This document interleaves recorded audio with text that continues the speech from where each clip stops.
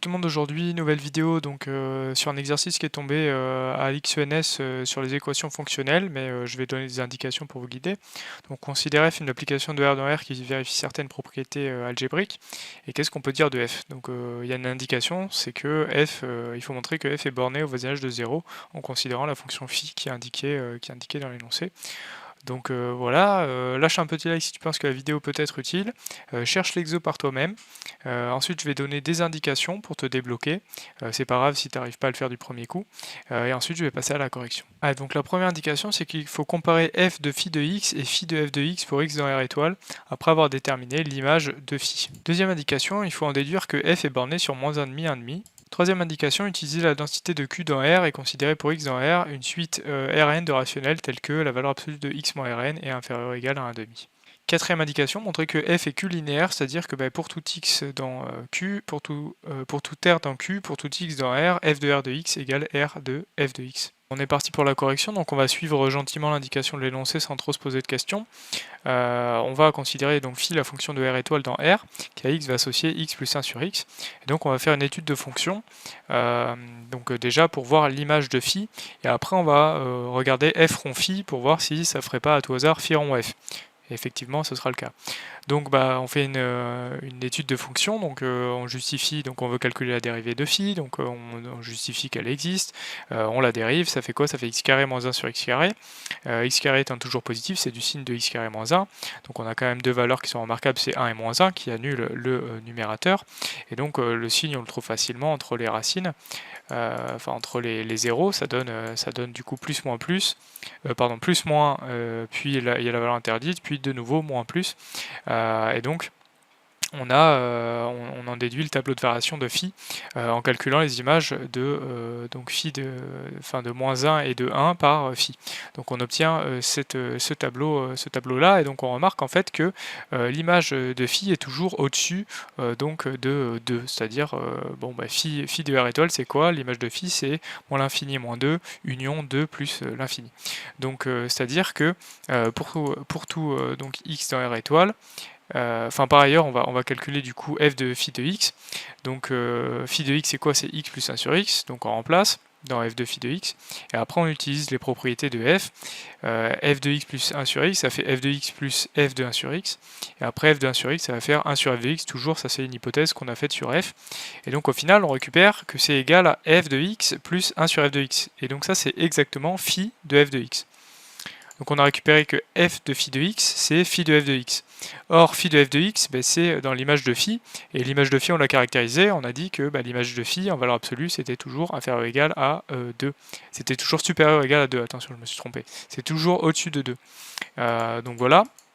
Et par ailleurs, vu que pour tout y dont la norme est supérieure ou égale à 2, on peut trouver un x tel que y égale x plus 1 sur x, c'est-à-dire y égale phi de x, donc ça c'est la surjection de phi qui nous l'assure, la surjectivité de phi, et bien on en déduit que dès lors qu'en valeur absolue y est supérieur ou égal à 1,5, f de y l'est aussi.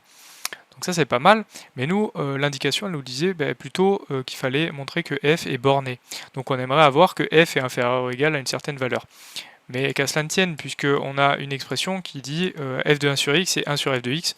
Donc en tripotant un peu cette inégalité, en appliquant l'inverse, on va récupérer 1 sur f de y est inférieur ou égal à 1,5, et 1 sur f de y, ça va être du coup f de 1 sur y, et donc on peut peut-être s'en sortir comme ça.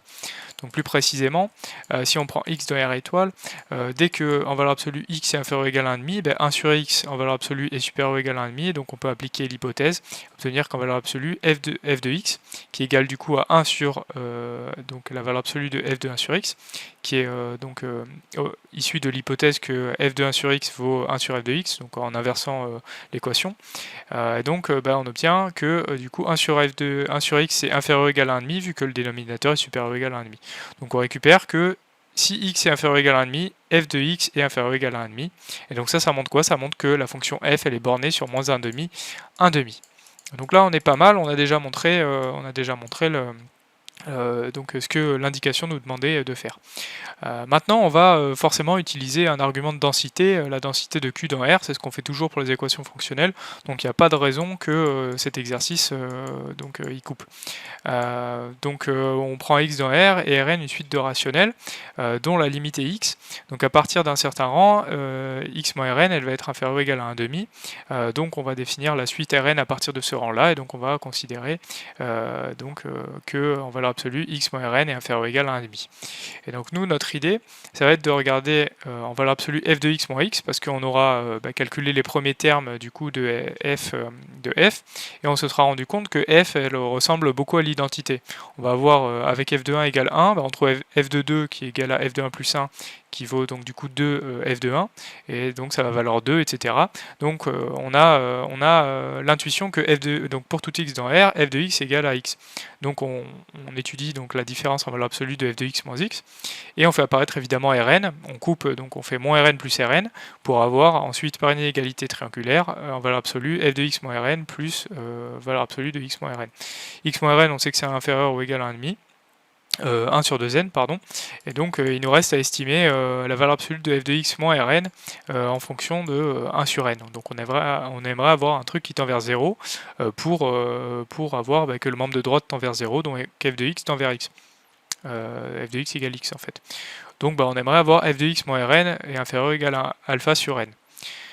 Donc dans l'idéal, nous on a utilisé, on vient de montrer que f était borné, donc on aimerait utiliser un argument que f est borné. Et donc pour utiliser ça, on aimerait en fait que f de x moins Rn, ça fasse f de x moins Rn. Comme ça on a tout dans f et on utilise le fait que f est borné. Donc on aimerait avoir f de x moins Rn égale f de x le tout moins Rn. Donc ça c'est une propriété algébrique à montrer. Les propriétés algébriques pour les équations fonctionnelles elles se montrent toujours de la même manière. On la montre d'abord sur n, puis sur z, puis sur q. Et donc on pourra en déduire notre propriété. Donc allons-y. Au passage, on n'a pas utilisé le fait que f de 1 égale 1, donc peut-être que ça va servir maintenant. Donc on prend n dans n étoiles, f de nx c'est quoi? C'est f de x plus etc. plus f de x n fois, donc ça fait n f de x. Et maintenant si on prend n dans z étoiles, pourquoi est-ce que la propriété se généralise? Eh bien f de moins n x, ça fait f de n fois moins x, donc ça fait f de moins x plus etc. plus f de moins x, et donc ça fait n fois f de moins x. Maintenant il reste à montrer que f est impair, c'est-à-dire f de moins x qui vaut moins f de x. Donc pour ça, on va calculer f de 0.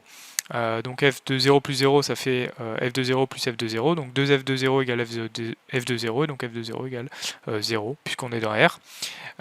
Et donc f de x moins x, ça fait f de x plus f de moins x, et f de x moins x, ça fait f de 0, donc ça fait 0.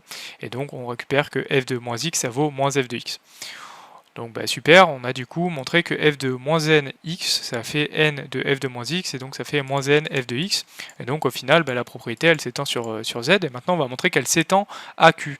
Donc on va prendre p et q dans z croix n étoile, et donc il faut montrer du coup que f de p sur q x, ça fait p sur q f de x.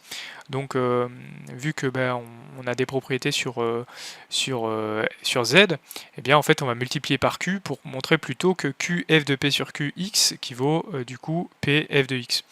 Donc allons-y. Q f de p sur q x, c'est quoi? Le q on peut le rentrer à l'intérieur du f, donc ça fait f de q fois p sur q x, donc les q disparaissent, il va rester f de px, et le p on peut le sortir, toujours parce qu'on a prouvé la propriété sur z et sur n. Donc au final on récupère q f de p sur q x égale pf de x, et donc on divise par q qui est non nul, et on a ce qu'on voulait. Donc on vient de montrer que pour tout r dans q, pour tout x dans r, f de rx égale rf de x.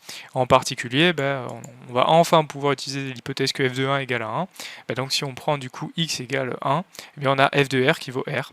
Et donc on a bien la propriété qu'on voulait, à savoir Rn va être égal à f de Rn, et après on va pouvoir se ramener par le fait que f de x plus y égale f de x plus f de y, au fait que à ce qu'on voulait montrer. Donc on recommence la démonstration, on en était là. f de x moins Rn, c'est f de x moins f de Rn, et donc c'est donc f de x moins Rn. Et ça, bah, on fait apparaître un 1 sur n. Comme ça, à l'intérieur, on a n facteur de x moins Rn. Et vu que x moins Rn en valeur absolue, c'est inférieur ou égal à 1,5, ben, en multipliant par n, l'intérieur va être égal à, du coup, inférieur ou égal à 1,5. Et donc, on va pouvoir utiliser le fait que f est borné. Donc, f de x avec x inférieur ou égal à 1,5, ça implique que du coup f de x est inférieur ou égal à 1,5. Et donc il va rester le 1 sur n qu'on a sorti par cube linéarité. Et donc il va rester que tout ça c'est inférieur ou égal à 1 sur 2n. Et donc conclusion, on a montré au final que f de x moins x est inférieur ou égal à donc f de x moins Rn qui est lui-même inférieur ou égal à 1,5 et plus valeur absolue de x moins Rn qui est aussi inférieur ou égal à 1,5. Donc en sommant, on a que f de x moins x est inférieur ou égal à 1 sur n. On fait tendre n vers l'infini. Et donc f de x moins x tend vers 0. Et donc f de x égale à x pour tout x dans R. Et donc f c'est l'identité, et ne boudons pas notre plaisir, n'oublions pas la synthèse, et justifions quand même que l'identité convient bien. On dit juste l'identité elle vérifie toutes les propriétés, point, et on a terminé l'exo. Voilà, donc c'est fini pour cet exo qui est quand même pas mal costaud, mais que j'aime beaucoup. Donc on retrouve tous les arguments clés, la densité de Q dans R, évidemment les propriétés algébriques à montrer, donc d'abord sur N, puis sur Z, puis sur Q, et des propriétés en fait sur les suites. Donc c'est un exercice que j'aime bien, et j'espère que en tout cas tu auras appris quelque chose, que tu auras pu mieux réviser ton cours, et j'espère te retrouver sur une prochaine vidéo de maths ou de physique. Salut!